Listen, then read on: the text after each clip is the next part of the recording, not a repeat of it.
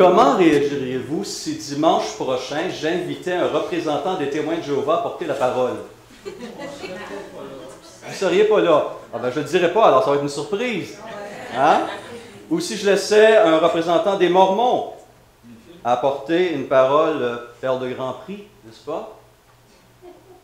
On aurait une drôle de réaction, on se poserait des questions sur le jugement du pasteur, n'est-ce pas? Avec raison. Ou que diriez-vous qu'on fasse circuler ou on permette à des personnes qui partagent les enseignements de ces groupes-là animer une classe de l'école du dimanche? Un groupe vie. Hey, wow, j'ai découvert la tour de garde, c'est une excellente revue, pourquoi on n'étudierait pas ça ensemble? Organe des témoins de Jéhovah, pour ceux qui ne le savent pas. Alors, quand on parle de secte reconnue, témoins de Jéhovah, Mormons, c'est plus facile. Mais il existe dans les milieux dits évangéliques aussi des courants, des enseignants qui véhiculent des doctrines qui sont profondément préoccupantes, pour ne pas dire hérétiques.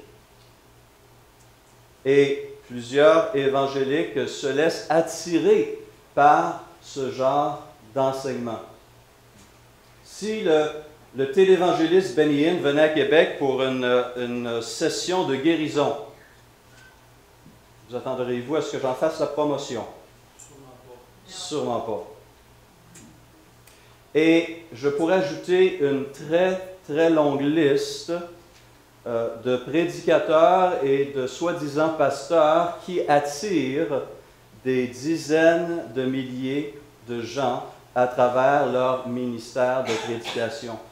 Et ces hommes véhiculent des enseignements qui ne sont pas fidèles à la parole. Nous devons être prudents et vigilants. Le rôle des bergers, pasteurs anciens, est d'enseigner la vérité, mais aussi de protéger la communauté de l'erreur. Et sur ce point, l'apôtre Paul a montré l'importance de cet aspect du ministère pastoral lorsque il fait des adieux émouvants aux anciens d'Éphèse.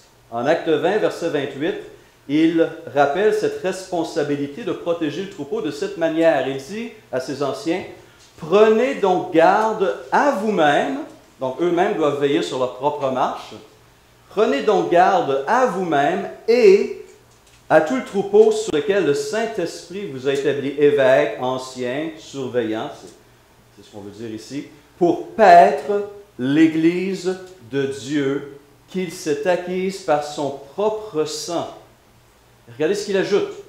Il dit, je sais qu'il s'introduira parmi vous, après mon départ, des loups cruels qui n'épargneront pas le troupeau et qu'il s'élèvera du milieu de vous. Ce n'est pas des gens qui viennent de l'extérieur, c'est des gens qui émergent de l'intérieur des églises, qu'il s'élèvera du milieu de vous des hommes qui enseigneront des choses pernicieuses pour entraîner les disciples après eux. Veillez donc. Un avertissement solennel, clair. Paul savait que des dangers sérieux, réels, menaçaient l'Église de Jésus-Christ. Et sa mise en garde, son avertissement a trouvé écho chez tous les autres auteurs du Nouveau Testament. Et on retrouve une de ces mises en garde dans ce qui est la plus petite lettre du Nouveau Testament et une des dernières lettres inspirées à être rédigée par un auteur reconnu. Et nous avons ici la deuxième lettre de Jean, 2 Jean, que je vous invite à prendre avec moi. À peine 13 versets, écrite autour de l'an 85, donc nous sommes plus de 50 ans après les événements de la croix. Jean est rendu un vieillard. Il n'est pas encore exilé sur l'île de Patmos, cela va se passer 10 ans plus tard, mais il se trouve à Éphèse et il prend la plume et il écrit ceci. L'Ancien à Kyria l'élu et à ses enfants que j'aime dans la vérité. Et ce n'est pas moi seul qui les aime, mais aussi tous ceux qui ont connu la vérité à cause de la vérité qui demeure en nous et qui sera avec nous pour l'éternité. Que la grâce, la miséricorde et la paix soient avec vous de la part de Dieu le Père et de la part de Jésus-Christ, le Fils du Père, dans la vérité et dans l'amour. Quelle riche salutation qui tourne clairement autour du thème de la vérité. Il poursuit au verset 4. « J'ai été fort réjoui de trouver quelques-uns de tes enfants qui marchent dans la vérité, selon le commandement que nous avons reçu du Père. Et maintenant, ce que je te demande, Kyria, non comme te prescrivant un commandement nouveau, mais celui que nous avons eu dès le commencement, c'est que nous nous aimions les uns les autres. Et l'amour consiste à marcher selon ses commandements. C'est là le commandement dans lequel vous devez marcher comme vous l'avez appris dès le commencement. Car plusieurs séducteurs sont entrés dans le monde et ne déclarent pas publiquement que Jésus-Christ est venu en chair. Celui qui est elle, c'est le séducteur et l'antéchrist. Prenez garde à vous-même afin que vous ne perdiez pas le fruit de votre travail, mais que vous receviez une pleine récompense. Quiconque va plus loin et ne demeure pas dans la doctrine de Christ n'a point Dieu. Celui qui demeure dans cette doctrine a le Père et le Fils. Si quelqu'un vient à vous et n'apporte pas cette doctrine, ne le recevez pas dans votre maison et ne lui dites pas « salut », car celui qui lui dit « salut » participe à ses mauvaises œuvres. Et conclut, quoique j'ai beaucoup de choses à vous écrire, je n'ai pas voulu le faire avec le papier et l'encre, mais j'espère aller chez vous et vous parler de vive voix, afin que notre joie soit parfaite. Les enfants de ta sœur l'élu te saluent. Fin de la lettre. 13, petit verset, ce qui fait que souvent cette lettre, on passe par-dessus. Elle est courte, elle ne développe pas de grande doctrine, elle contient une exhortation, un avertissement, et parfois on a tendance à passer par-dessus, à l'oublier. Mais elle contient des vérités qui sont profondément importantes pour nous encore aujourd'hui. Alors, il est clair dans le texte lui-même, Jean n'est pas identifié. L'auteur se présente comme l'ancien à Kyria, l'élu, et à ses enfants. Qui est cet ancien? Bien, les pères de l'Église nous apprennent que l'apôtre Jean se présentait de cette manière auprès des églises qui le connaissaient. C'est comme si vous receviez un courriel signé votre pasteur, vous sauriez immédiatement de qui vient cette lettre. Alors, une lettre qui est écrite au nom de l'ancien établissait immédiatement dans l'esprit des lecteurs qu'elle venait de l'apôtre Jean, qui était le dernier apôtre survivant au moment où cette lettre est écrite. On se questionne aussi sur l'identité de cette Kyria et de ses enfants. Certains y voient une mère de famille chrétienne qui a ouvert son foyer à une communauté chrétienne.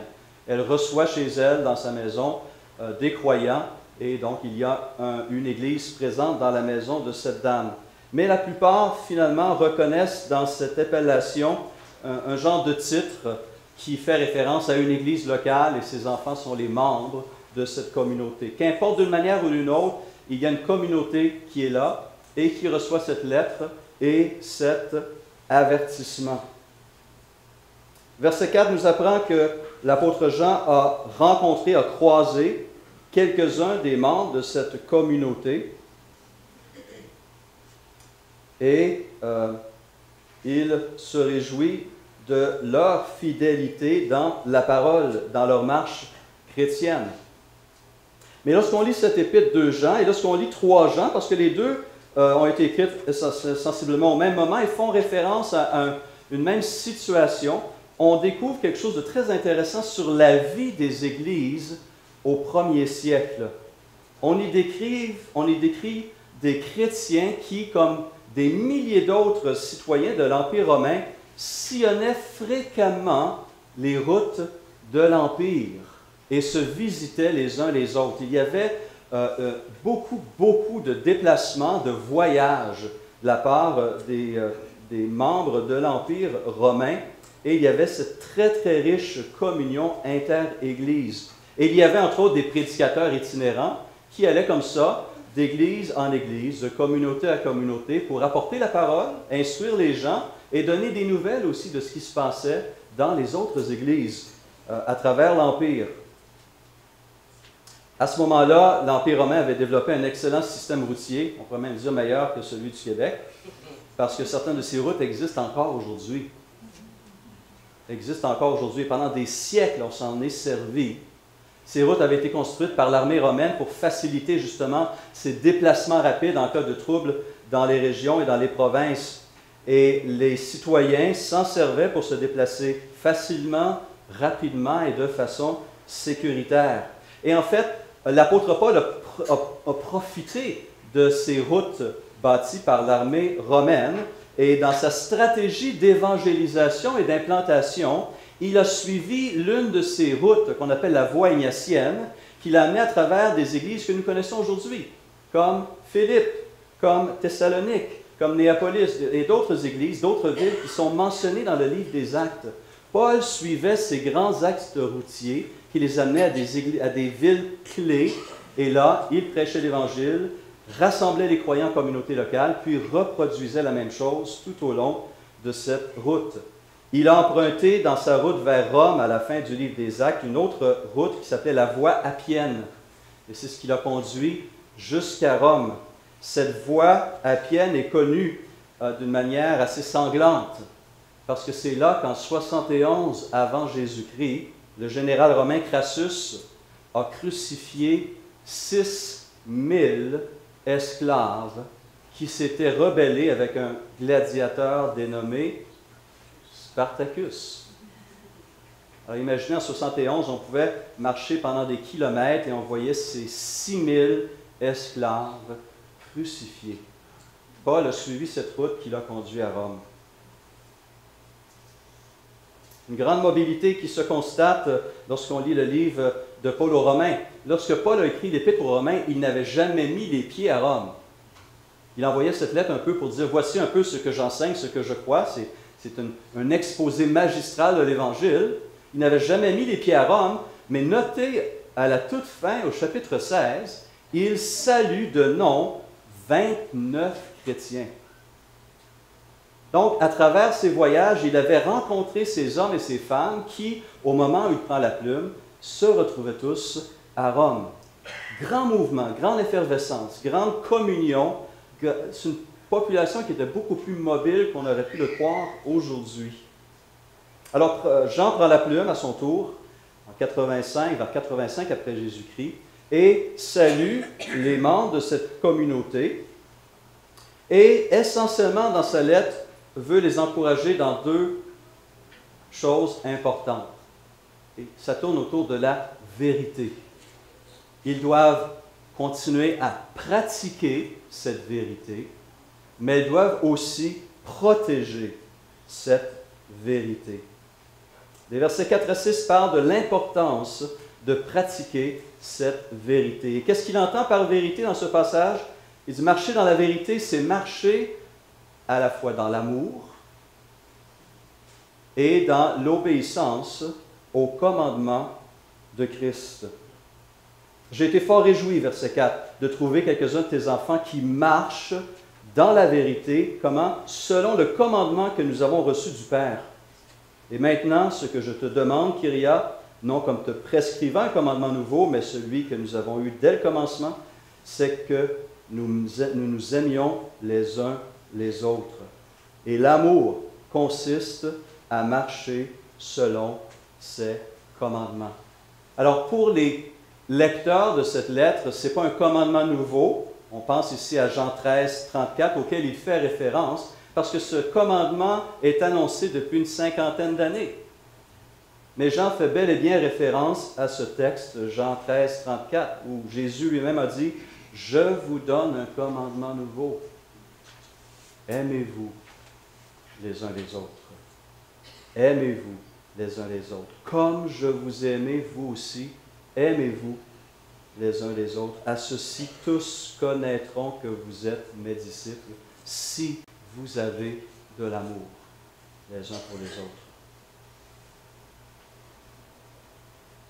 Cet amour se manifeste par une obéissance aux commandements transmis par Christ et par ses envoyés. Jésus lui-même disait en Jean 14 et en Jean 15, « Si vous m'aimez, vous voulez manifester votre amour pour moi, j'ai une façon toute simple, dit Jésus, si vous m'aimez, gardez mes commandements.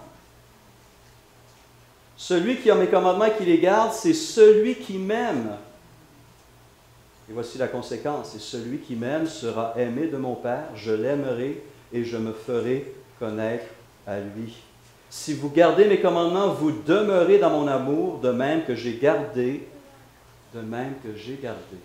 les commandements de mon Père et que je demeure dans son amour. Un amour pour Dieu, Père, Fils, Saint-Esprit, auquel est lié un amour pour ses frères et ses sœurs en Christ. Et dans la pensée de Dieu, dans la pensée de Christ, dans la pensée des apôtres, il est impossible de séparer les deux. Je ne peux dire que j'aime Dieu sans aimer concrètement mes frères et mes sœurs. Jean dénonce cette fausse conception dans sa première lettre au chapitre 4, verset 20. Il dit, si quelqu'un dit « j'aime Dieu » et qu'il haïsse son frère, c'est un menteur. Pointe à la ligne. Car celui qui n'aime pas son frère qu'il voit, comment peut-il aimer Dieu qu'il ne voit pas? Et nous avons de lui ce commandement, que celui qui aime Dieu aime aussi son frère. Jésus a manifesté le plus clairement possible son amour pour le Père en demeurant obéissant à sa volonté jusqu'à la mort de la croix.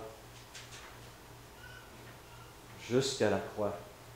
Et il a démontré son amour pour nous en acceptant, en se livrant lui-même sur cette croix, pour nous épargner la colère de Dieu, le jugement que nous méritions, et pour nous accorder sa justice, sa paix et sa vie, son amour. Et c'est pourquoi Jean écrira à nouveau cette réalité, cette exhortation dans sa première épître. « Enfants, n'aimons pas de parole ni de langue, mais en action et en vérité. Et par ceci, nous saurons que nous sommes de la vérité et nous assurerons nos cœurs devant lui. » Je vais être très direct. Cet amour ne peut se vivre assis sur une chaise pendant 1h30 un dimanche matin. On peut manifester des petites choses. On manifeste notre amour pour le Père, pour le Fils et pour le Saint-Esprit à travers la louange qu'on adresse au Seigneur. Mais il est très difficile à ce moment même de manifester un amour concret, terre à terre, clair, simplement en s'assoyant pendant 1h30 sur un banc d'église. Comment cet amour est-il appelé à se manifester les uns envers les autres? Ça se passe le dimanche après-midi, le lundi soir, le jeudi après-midi, le samedi après-midi. Ça se passe lorsqu'on a l'occasion de venir rencontrer ses frères et ses sœurs, de les bénir par ce que le Seigneur nous apprend, nous révèle, de les aimer d'une manière concrète, de faire une différence, de prier pour eux, de les encourager, de vivre l'amour de Christ. Aimer en action et en vérité. Et ce que l'apôtre Jean invite ses croyants à faire et à continuer à faire. Pratiquer la vérité dans une obéissance et dans l'amour. Mais il dit ensuite, souligne l'importance de protéger cette vérité dans les versets 7 à 11. Il met en garde l'Église contre ce qu'il appelle des imposteurs qui, comme ces prédicateurs itinérants, comme Paul, comme Jean et comme bien d'autres, visitaient eux aussi les églises locales et propageaient non pas l'Évangile, mais des erreurs. Et ils venaient jeter le trouble dans ces églises, apporter la division, et ils en séduisaient plusieurs personnes. C'est le terme utilisé par le second 21 pour traduire le terme utilisé ailleurs comme imposteur, séducteur.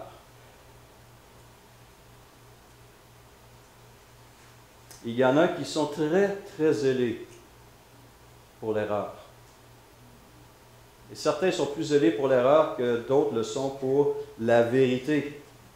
On attribue à Mark Twain cette citation: « Un mensonge peut faire le tour de la terre le temps que la vérité mette ses chaussures. » Et aujourd'hui, avec l'Internet, c'est littéralement vrai. C'est littéralement vrai.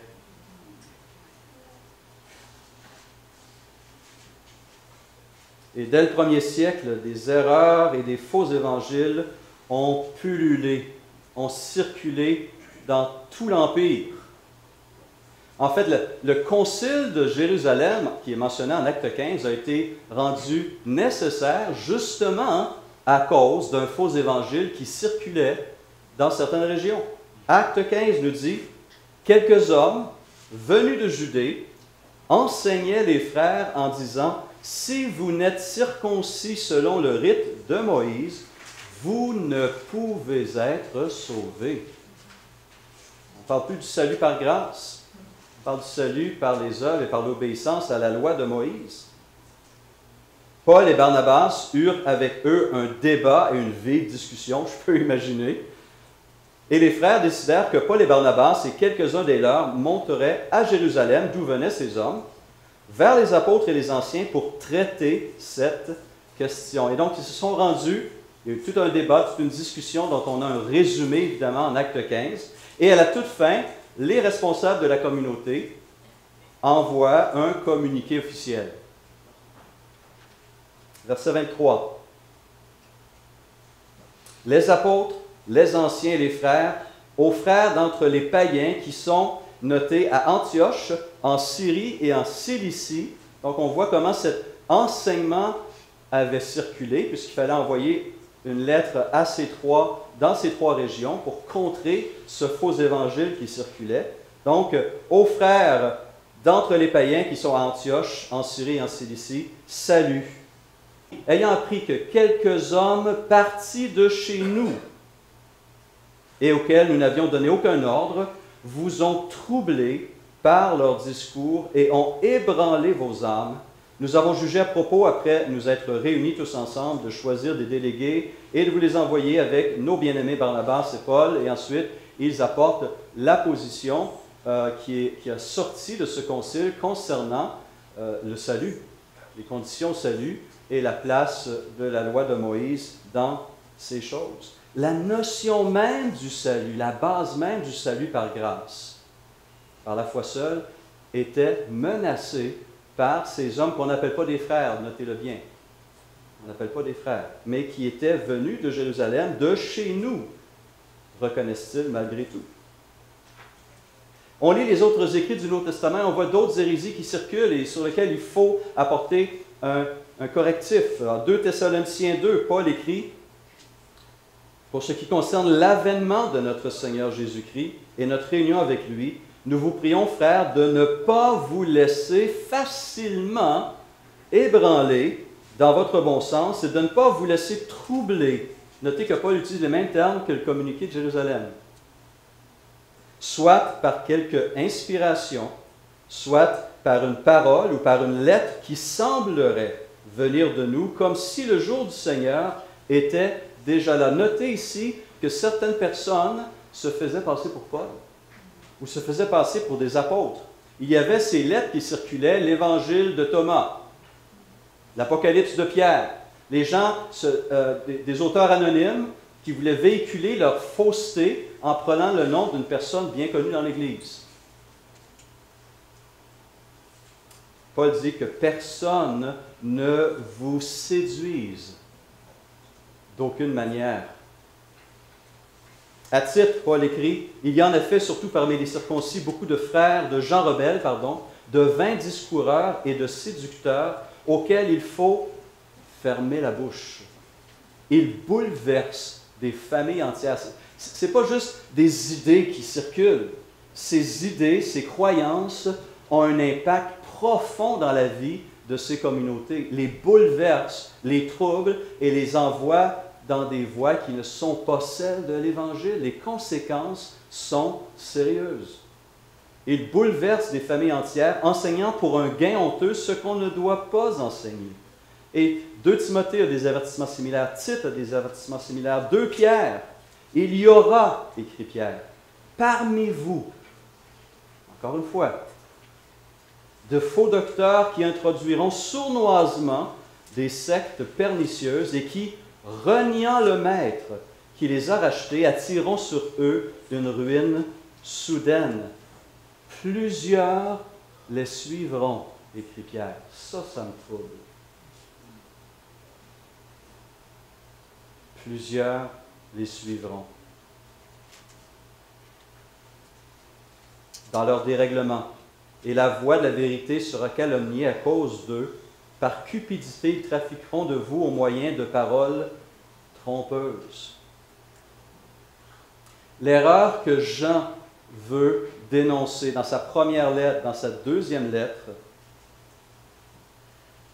nous est présentée ainsi. 1 Jean 2, 21, je vous ai écrit, non que vous ne connaissiez pas la vérité, mais parce que vous la connaissez, et parce qu'aucun mensonge ne vient de la vérité. Qui est menteur, sinon celui qui nie que Jésus est le Christ? Celui-là est l'Antéchrist qui nie le Père et le Fils. Quiconque nie le Fils n'a pas non plus le Père. Quiconque se déclare publiquement pour le Fils a aussi le Père. Et dans la deuxième lettre, il fait la même chose. Il parle de ces gens qui ne déclarent pas publiquement que Jésus-Christ est venu en chair. Celui qui est elle, c'est le séducteur et l'Antéchrist. Verset 9. Quiconque va plus loin et ne demeure pas dans la doctrine de Christ n'a point Dieu. À quoi fait-il allusion ici? Eh bien, les historiens nous apprennent que du temps de Jean, à cette période, à la fin du 1er siècle, il y avait un dénommé Cérinthe, un monsieur Cérinthe, qui se promenait dans les églises et avait une doctrine qui venait nier l'incarnation de Dieu le Fils. Ce Cérinthe distinguait le Jésus, homme, et le Christ, divin. Pour Cérinthe, Jésus était le fils naturel de Joseph et de Marie, et ce n'est qu'à son baptême que le Christ divin est descendu sur lui sous la forme d'une colombe, et c'est ce Christ-là qui a annoncé et fait les miracles. Mais au moment de la crucifixion, le Christ a quitté ce Jésus, et ce n'est que l'homme, Jésus, qui aurait été crucifié à la croix. En disant cela, cet homme disait finalement que Dieu n'a pas tant aimé le monde. Dieu n'a pas tant aimé le monde au point qu'il a donné son Fils unique, parce qu'il ne l'a pas donné selon cet homme. Parce que le Christ s'est retiré, ce n'est qu'un homme qui a souffert sur la croix. Et si ce n'est qu'un homme qui a souffert sur la croix, notre salut ne vaut rien. Nous sommes encore dans nos péchés, nous n'avons aucun espoir. Donc on prend conscience que ces vérités et ces erreurs ont un impact éternel dans notre vie présente, mais jusque dans l'éternité. Et donc il faut être vigilant. Quiconque va plus loin et ne demeure pas dans la doctrine de Christ n'a point Dieu.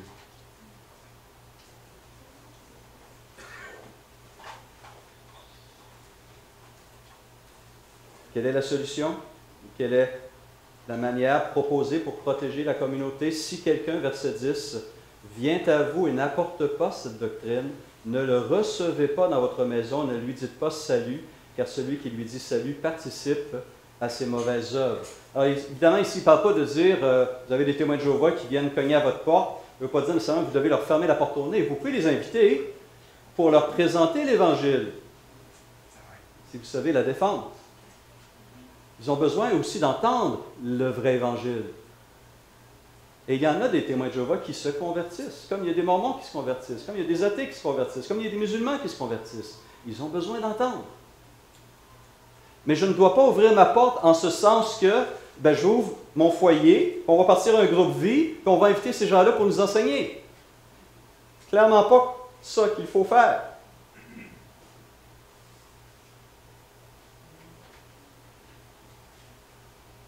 Ces gens vont utiliser notre accueil pour se permettre des accès ailleurs. Ah oui, mais le pasteur Couture m'a accepté chez lui. Ou à telle église, j'ai un groupe d'études dans telle église, alors il n'y a pas de problème.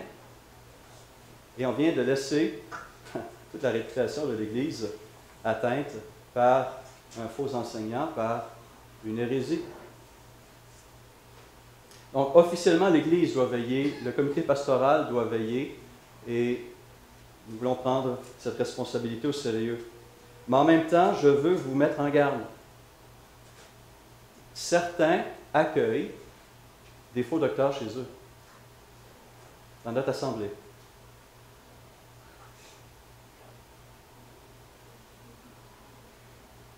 Ils le font à travers le web, en s'exposant à toutes sortes d'enseignements dont beaucoup sont douteux, pour ne pas dire hérétiques.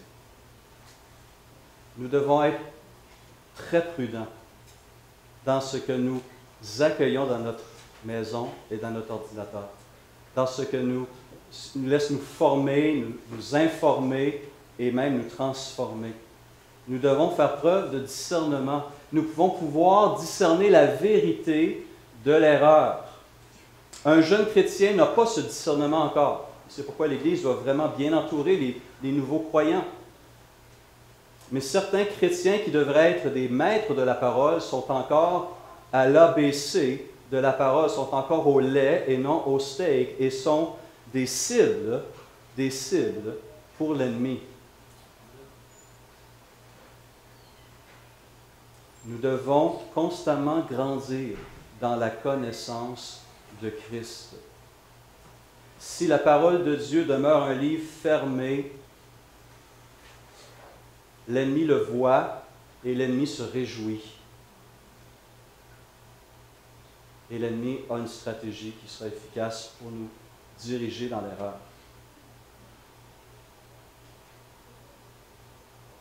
Certains des enseignements sont évidents, grossiers.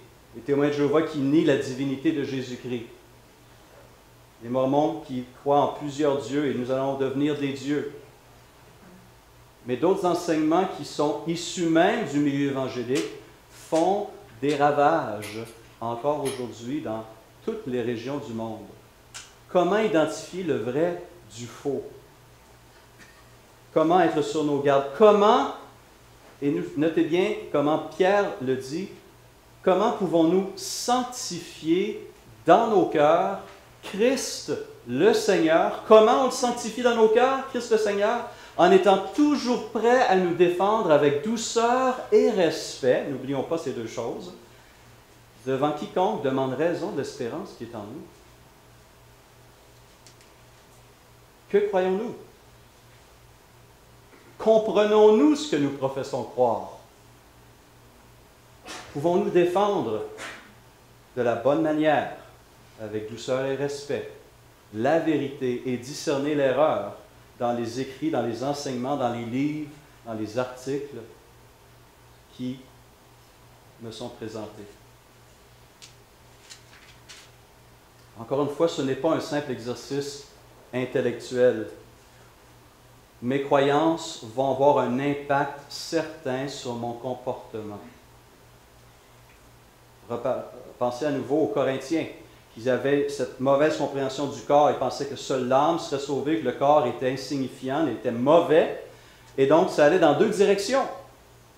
Il y en a qui disaient, bien, puisque le corps est mauvais, c'est juste l'esprit qui est spirituel, à ce moment-là, je peux faire ce que je veux avec. Et il y avait des hommes qui allaient voir des prostituées. Ou alors, on allait tout à fait dans l'autre côté, un ascétisme malsain, où rien n'était bon et donc rien n'était permis. Et nos croyances sont importantes. Elles influencent notre vécu le lundi matin, puis le mardi après-midi et tout le restant de la semaine. C'est pourquoi le comité pastoral a décidé de prendre un temps cet automne pour revoir ces vérités fondamentales qui nous caractérisent en tant qu'Église locale. Nous avons une déclaration de foi qui reprend certaines des grandes vérités parmi les plus importantes. Nous voulons revoir ces vérités avec vous, de voir comment ces vérités vont continuer à me transformer et me protéger et glorifier Christ. Comment cette Église peut demeurer enracinée dans ce message qui a coûté la vie à tant de gens et que nous tenons entre les mains, parfois de façon très nonchalante, de manière même indifférente, mais qui apporte la vie et qui soutient la vie. C'est à cela qu'on vous invite cet automne. Sanctifiez dans vos cœurs Christ le Seigneur, étant toujours prêt à vous défendre, avec douceur et respect, devant quiconque demande raison de l'espérance qui est en nous. Que le Seigneur nous aide à glorifier son nom de cette manière. Prions.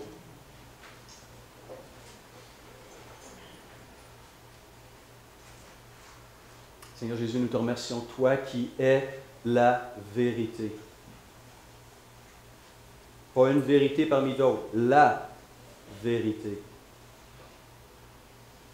Toi qui as parlé, dont la parole est vérité. Seigneur, merci d'avoir enlevé cette confusion dans notre esprit, d'avoir montré ta lumière et de nous permettre encore aujourd'hui d'avoir cette vérité devant nos yeux, mais encore plus encore serrée dans nos cœurs. Affermis-nous, je t'en prie, dans cette marche, dans la croissance, dans la connaissance de Jésus-Christ. Encore une fois, pas une simple connaissance intellectuelle, mais une connaissance qui est transmise par une relation qui est vivante, nourrissante, joyeuse, puissante avec notre Créateur, mais aussi les uns avec les autres par ton esprit. Seigneur, on te prie de protéger nos familles de ces faux enseignements, des enseignements qui sont séduisants mais profondément dangereux et qui risquent de nous éloigner, de nous amener au-delà de cette réalité. Garde-nous, s'il te plaît,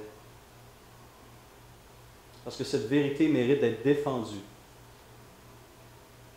parce que tu nous invites aussi à la vivre quotidiennement. Alors, peux-tu nous diriger, s'il te plaît, dans cette vérité, par ton esprit, par ta parole, à travers les frères et les sœurs, pour ta gloire, s'il te plaît. Amen.